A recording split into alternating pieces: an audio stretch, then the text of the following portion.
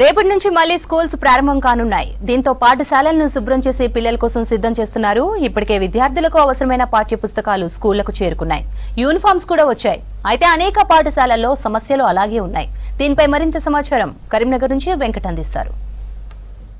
సుదీర్ఘ సెలవుల తర్వాత రేపు మళ్ళీ పాఠశాలలు ప్రారంభం కాబోతున్నాయి. ఇప్పటికే ప్రభుత్వ ప్రైవేటు పాఠశాలల్లో ఏర్పాట్లు పూర్తి చేసుకున్నారు. ప్రజెంట్ మనం కరీంనగర్ సప్తగిరి కాలనీ పాఠశాల దగ్గరనం. ఈ హై స్కూల్లో 6th to 10th తర్వాత ప్రైమరీ స్కూల్ అన్ని తరగతులు ఇక్కడ బోధన జరుగుతుంది.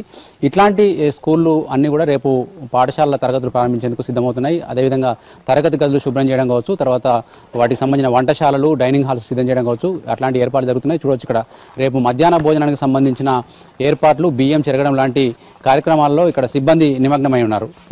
ఉమ్మడి కరీంనగర్ జిల్లాతో పాటు అన్ని ప్రాంతాల్లో కూడా రేపటి పాఠశాల ప్రారంభం కోసం అధికారులు కావచ్చు, మిగతా సిబ్బంది కావచ్చు చర్యలు తీసుకున్నారు. ఇప్పటికే ఉపాధ్యాయులు కొద్ది రోజులుగా బడిబాట పేరుతో ప్రభుత్వ పాఠశాలలో విద్యార్థులను చేర్పించే కార్యక్రమం జరుగుతుంది. జిల్లాలో కరీంనగర్ జిల్లా విషయానికి వస్తే 698 పాఠశాలలు ఉన్నాయి. ఇందులో ప్రైవేటు, ఎయిడెడ్, తర్వాత ప్రభుత్వ గురుకుల పాఠశాలలు, తర్వాత మోడల్ స్కూళ్ళు, కస్తూర్బా స్కూల్ ఇట్లాంటివన్నీ కలిపి 698 స్కూళ్ళు ఉన్నాయి. అందులో 169 ప్రభుత్వ హై స్కూల్స్ ఉన్నాయి. కొన్ని 400 పైచిలకు దాకా, మనకు 300 పైచిలకు దాకా ప్రైమరీ స్కూల్స్ ఉన్నాయి. ఇవన్నీ కూడా కలిపితే ఓవరాల్గా 62,000 పైచిలకు విద్యార్థులు కరీంనగర్ కొత్త జిల్లా పరిధిలో విద్యార్థులు చదువుకుంటా ఉన్నారు.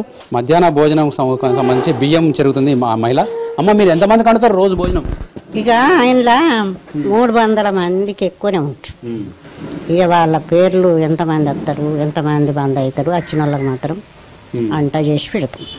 ఏమున్నాయి మీకు సమస్యలు? మీరు ఏం కోరుకుంటారు? మరి పోయినసారి జీతాలు సరిగా రాలేదన్నారు, అదన్నారు, ఇదన్నారు.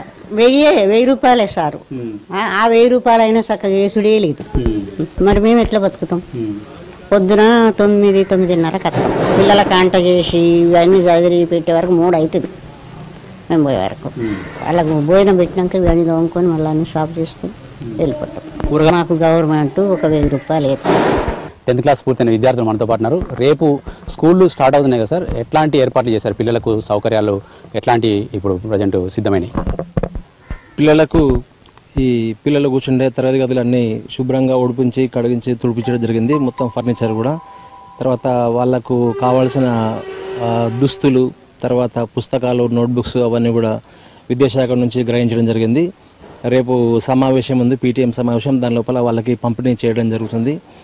ఈ విధంగా బడిని మొత్తం గ్రౌండ్ కానీ, లేకపోతే ఆట స్థలం కానీ, మొత్తం ఈ వంట గది కానీ, డైనింగ్ హాల్ కానీ ఇవన్నీ కూడా శుభ్రం చేసి పిల్లలు వస్తే వెంబడే శుభ్రంగా వాళ్ళు వాడుకునేటట్టుగా తయారు చేయడం జరిగిందండి. మన స్కూల్లో ఎంతమంది అవుతున్నారు సార్? ఇప్పుడు ఎంత పుస్తకాలు కావాలి, ఎన్ని దుస్తులు కావాలి, అవన్నీ వచ్చినాయా?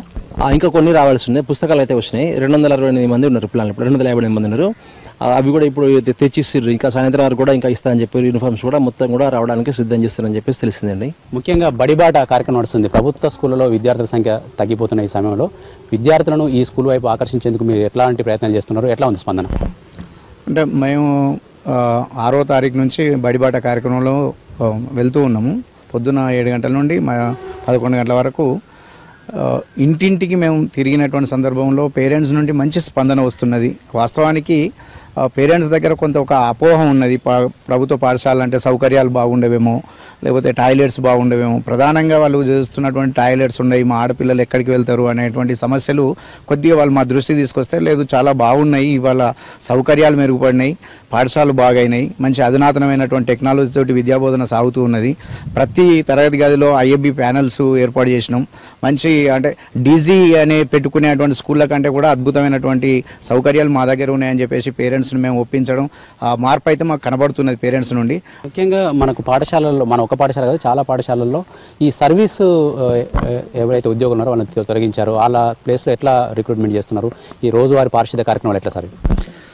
మొత్తంగా చూసినట్టయితే అన్ని పాఠశాలలు, ఏవో కొన్ని పాఠశాలలు మాకు స్థానిక సంస్థలు సహకరించడం వల్ల కొన్ని పాఠశాలలో మరుగుదొడ్లు శుభ్రం చేస్తున్నారు. కానీ పాఠశాలల్లో ఉండేటువంటి మరుగుదొడ్లను శుభ్రం చేసే వ్యవస్థ లేదు. గతంలో స్కావెంజర్స్ ఉండే, అది 2,500లకు అసలు ఎవరు కూడా ఉండరు. కనీసం మినిమం వేతనంగా ఇచ్చి ఒక స్కావెంజర్లను నియమించాలని మేము ప్రభుత్వాన్ని కోరుతున్నాం. ఈ ప్రభుత్వం గతంలో ఇస్తానని హామీ ఇచ్చింది. ఆ మేరకు నమ్మకం కూడా ఉంది. బహుశా జూన్ జూలై వరకు స్కావెంజర్లు ఇస్తానని నమ్మకం ఉంది. ఆ 2,500 కాకుండా వాళ్ళకు కొంత 6,000 రూపాయలు ఇచ్చి డే అంతా కూడా మరుగుదొడ్లు, ఇప్పుడు పెద్ద పాఠశాల మరుగుదొడ్లు డైలీ శుభ్రం చేయాలంటే కొంత కష్టం. 2500కి ఎవరు చేయలేరు. పూర్తి స్థాయిలో నియమించాలని కోరుతున్నాం. ఇప్పుడు స్థానిక సంస్థలు కొద్దిగా సహకరించిన చోట కేవలం మైదానం మాత్రమే ఊడుస్తున్నారు, మైదానము వరండాలు ఊడుస్తున్నారు, కానీ రూములలో అంటే తరగతి గదులలో మరియు అదేవిధంగా పాఠశాల మరుగుదొడ్లు టాయిలెట్స్ క్లీన్ చేయడానికి మొత్తం తప్పనిసరిగా స్కావెంజర్లను పెట్టాలి. మేము కూడా ఆశిస్తున్నాము, త్వరలోనే ప్రభుత్వం నిర్ణయం తీసుకుని స్కావెంజర్లు నియమిస్తుందని ఆశిస్తున్నాం. ఏం గమనించారమ్మా? ఇప్పుడు మీ నాన్నకు మీ పేరెంట్స్కు చాలా డబ్బులు మిగిలి ఉంటాయి ఇక్కడ చదవడం వల్ల, అదే ప్రైవేట్ బడికి పోతే చాలా ఖర్చు అయి ఉంటుంది. మీరేం చెప్తారు కొత్తగా చేరబోయే పిల్లలకి? ఇక్కడ వాతావరణం చాలా బాగుంటుంది, స్కూల్ కూడా బాగుంటుంది, క్లాస్ రూమ్స్, సార్స్, టీచర్స్ అందరూ మంచిగా చెప్తారు. మీ ఫ్రెండ్స్ ఎవరైనా ప్రైవేట్ స్కూల్లో చదువుకుంటారు కదా, వాళ్ళు మీకు కలిసినప్పుడు మా స్కూల్ అట్లా మీ స్కూల్ ఇట్లా ఏమన్నా పోటీ ఉంటుందా? ఉంటుంది. ఏం చెప్తారు వాళ్ళు? ఏం చెప్తారు మీరేం చెప్తారు వాళ్ళకి?